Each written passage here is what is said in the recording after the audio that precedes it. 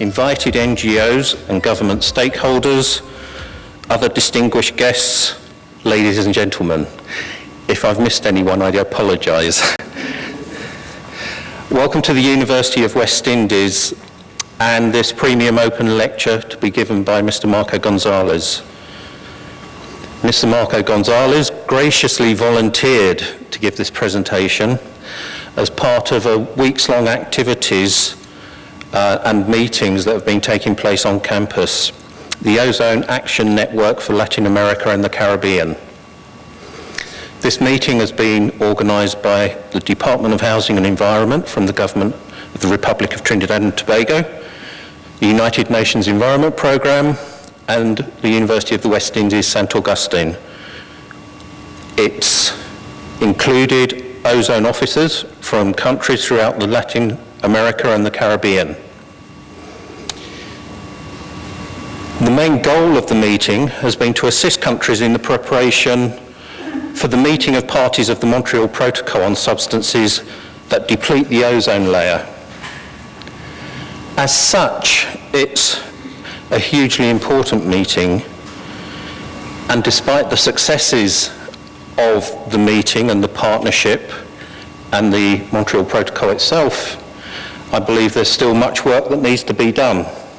Some of you may have read an article in this month's Nature magazine that's highlighting an extreme thinning of the ozone layer over the Arctic, a thinning that occurs to the degree where some are calling it an Arctic ozone hole.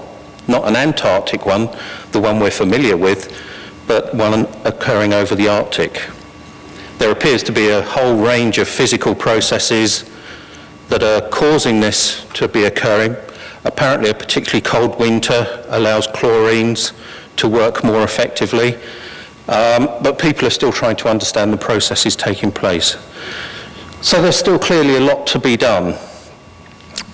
I was speaking earlier to Mr. Gonzalez, and I was saying that as a marine biologist, I get wrapped up in how the environment controls the reproductive cycles of marine invertebrate worms, that I'm aware of the impacts of ultraviolet radiation on marine phytoplankton and zooplankton, fish larvae and fish eggs, and the implications that has on food resources and food security in terms of fish protein to many parts of the world.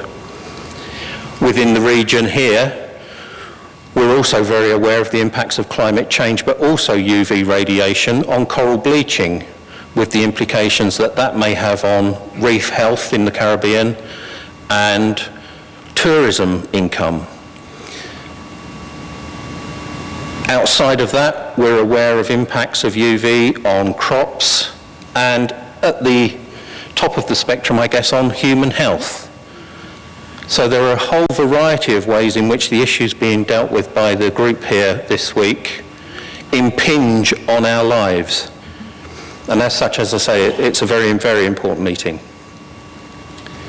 The University of the West Indies has a significant record of research both on climate change and its impacts and the development of new technologies to offset the problems of ozone depleting chemicals.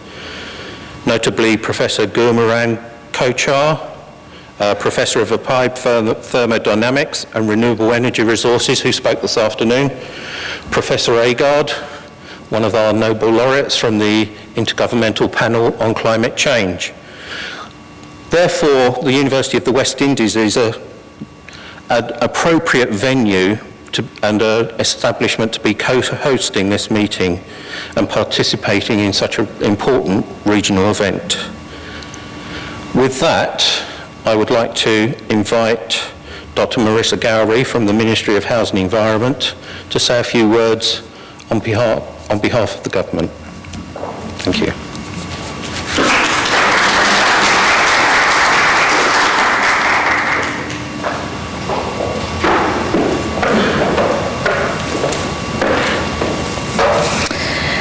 Thank you, Chair. I think you did a very good job at the long list of salutations, so I will just say all protocols observed.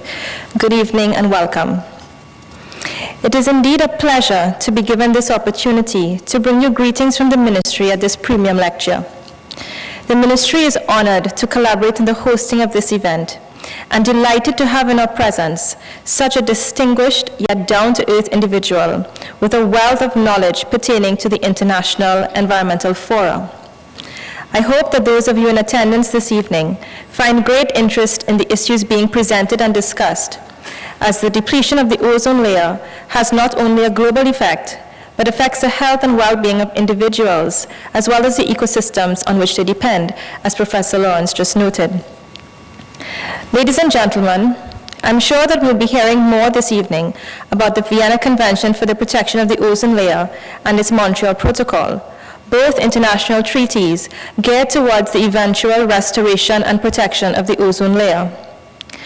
Trinidad and Tobago acceded to the Vienna Convention and the Montreal Protocol on August 28, 1989, and operates under paragraph 1 of Article 5, which refers specifically to developing countries. Since that time, Trinidad and Tobago has ratified all subsequent amendments to the protocol and has been able to meet and exceed obligations under this protocol.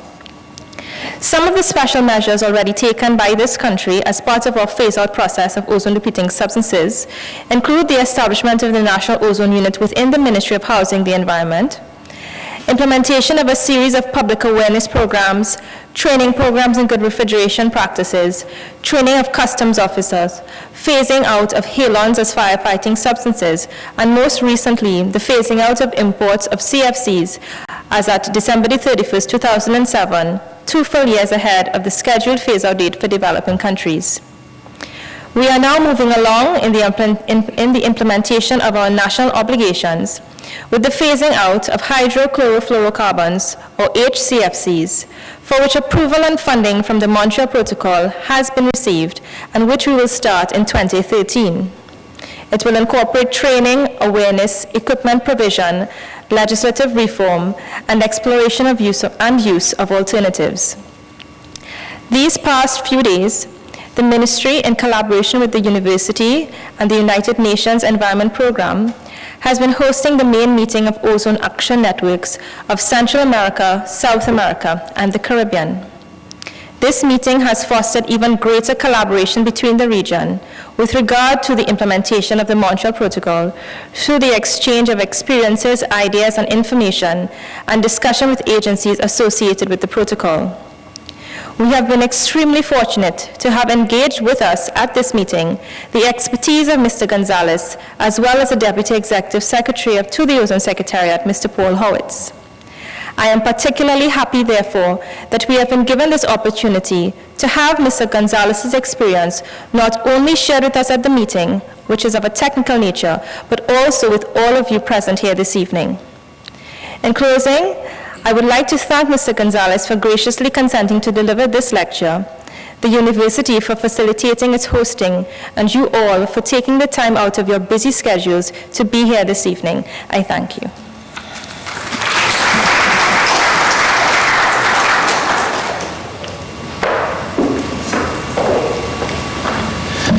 Thanks, Marissa. I'm sure we're all encouraged to hear about the positive steps being undertaken by the government of Trinidad and Tobago to meet its obligations under the convention. If I can now invite Professor Agard, the Head of Department of Life Sciences, to come up to introduce our speaker for the evening. Thank you.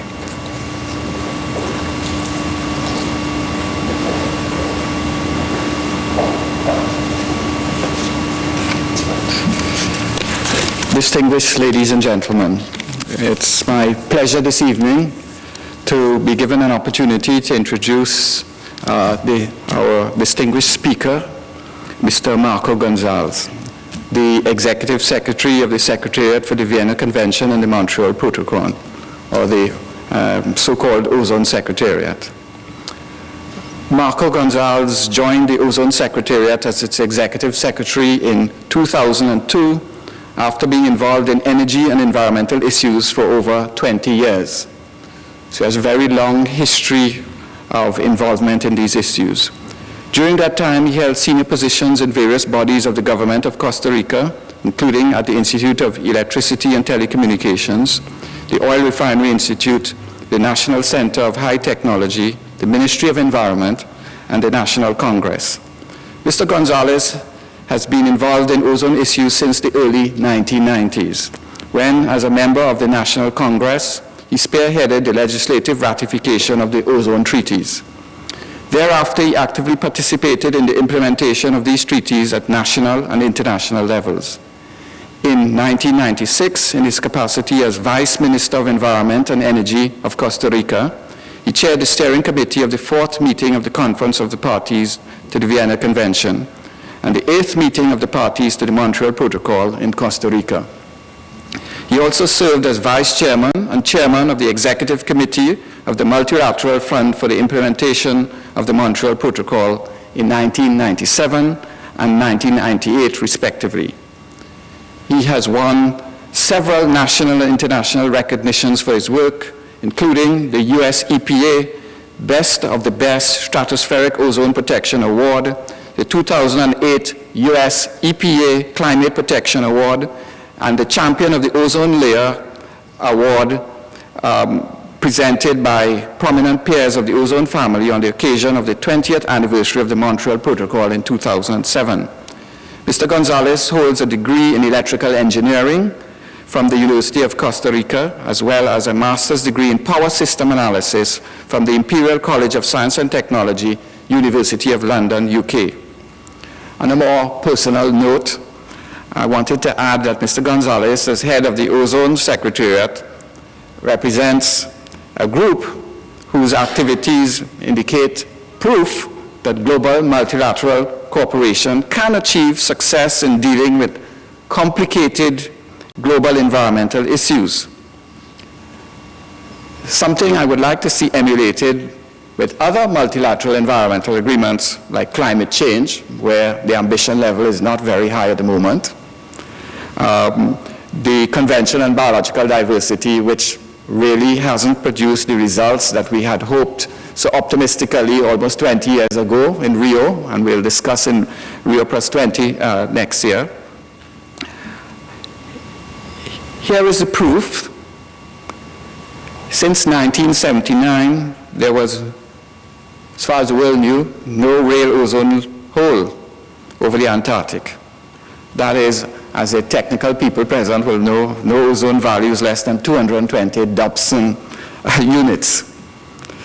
Since then, the size of the ozone hole has increased steadily, peaking in 2006 at 27 million kilometers squared. It's quite a large area, if you could possibly imagine that. But thereafter, decreasing to 19 million kilometers squared. So in spite of the challenges that were indicated by Professor Lawrence about possibly a new hole appearing over the Antarctic, actually there's been a turnaround over the Antarctic. There is actually a decrease since 2006 from 27 million kilometers squared. The hole has decreased to 19 million kilometers squared with progressively lower values every year for the size of the hole. So I want to challenge Mr. Marco Gonzalez. Tell us how this turnaround was accomplished. We'd like to see it emulated with other multilateral environmental agreements. So ladies and gentlemen, could you please welcome to the podium our distinguished lecturer, Mr. Marco Gonzalez.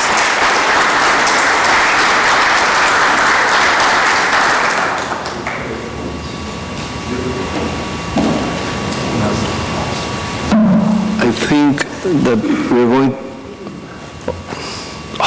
Okay. Good afternoon. Good afternoon to all of you. I feel very honored, Professor Agard, Lawrence, distinguished members of the faculty of the University of the West Indies. It is indeed an honor for me to have the opportunity to share with you some of the issues that I hope Professor Agard was requesting me to address.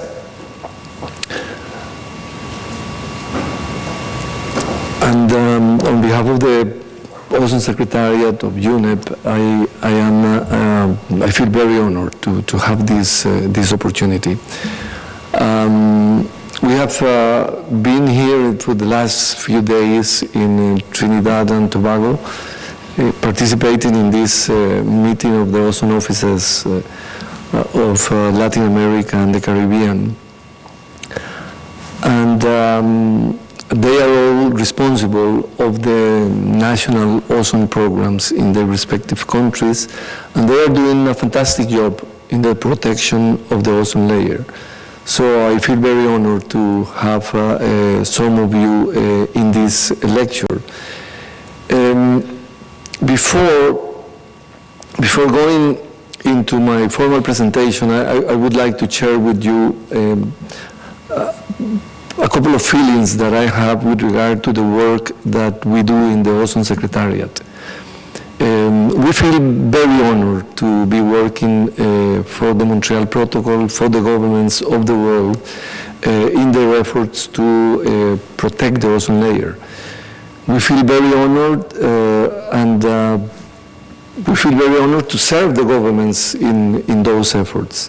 It is a very rewarding work. It's a very tough work also. We're always working in the borderlines of conflict between policy and science, between national and global concerns or implementation. We are also walking the fine line sometimes of the difference between policy prescription of policy relevant advice or actions that the Secretariat provide to the governments. And it is a tough job. In this job we are always wearing different hats, and sometimes don't have enough time to change from one hat to the other. And very honestly, this has important consequences, and mistakes creep in. And so even though we are a small group of people in the Secretariat, very committed to serve the parties in their efforts, as I said, this changing of one hat to the other always may end up in producing not the intended results. Having said this, I have to say that when the RT invited me and in discussions with you to deliver this lecture, I was a bit concerned about who could have been the audience, and then as I prepared for this lecture, I learned about the University and of the West Indies, and I'm very impressed what I have read and learned about the university in these days. We met the Minister of Environment, that is a graduate from the university, which is very fond of the university, and the principal also, and you, the staff of the university, which I have had the opportunity to meet, and I'm very impressed, and I wish you a very, very successful continuation of the sacred responsibility of educating the new generations, of the future generations in the Caribbean and beyond. Having said this, I would like to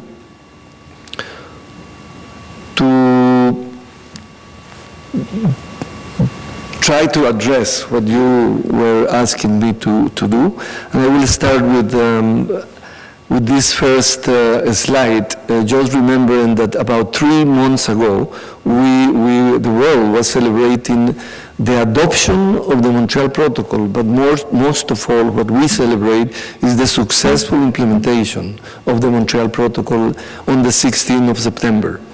So for 24 years, the parties, governments of the world have been implementing very successfully the Montreal Protocol.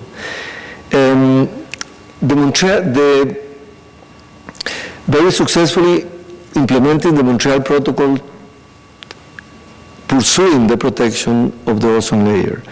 And as you all know, the ozone layer is one of those global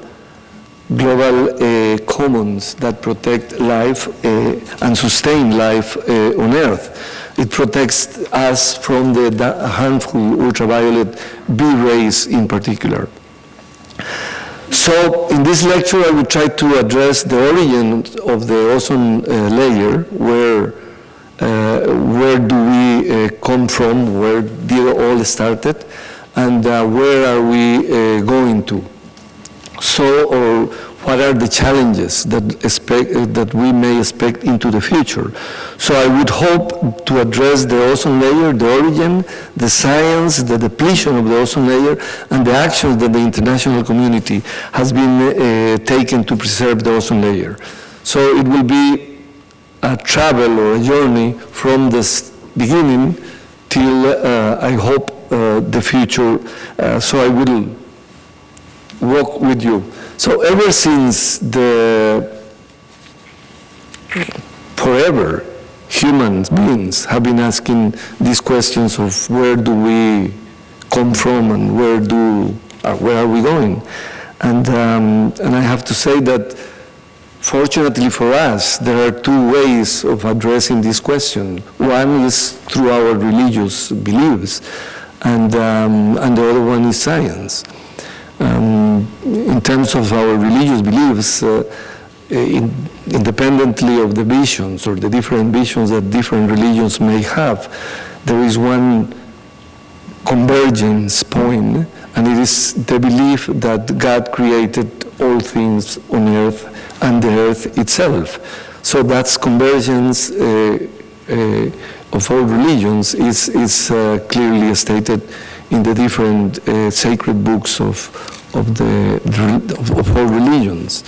Science, in its domain, has a different, has approached the origin, or where do we come from, in different manners. And I would like to use one, in particular, one approach that is very commonly accepted, and that it has to do with the theory of the Big Bang.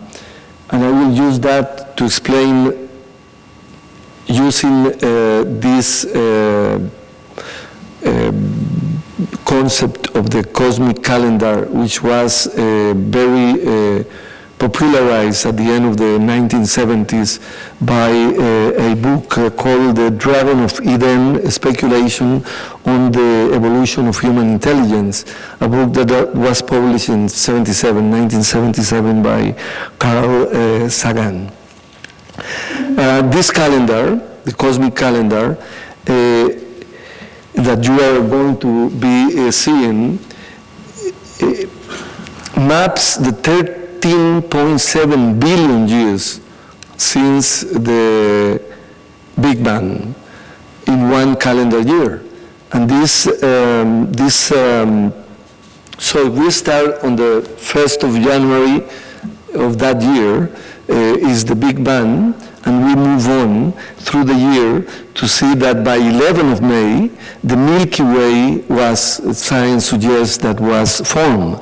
And by 1st of September, the sun came into existence, and soon after, the planets, including the Earth and its moon. By 21st of September, the appearance of the first forms of life on Earth, similar to a bacteria, was, science suggests, that was on Earth. Photosynthesis started on 12th of October, and the oxygenation of the atmosphere happened at the end of October. And I would like to talk a little more about the oxygenation because of its relationship to the formation of the ozone layer in the next slide. So the first multicellular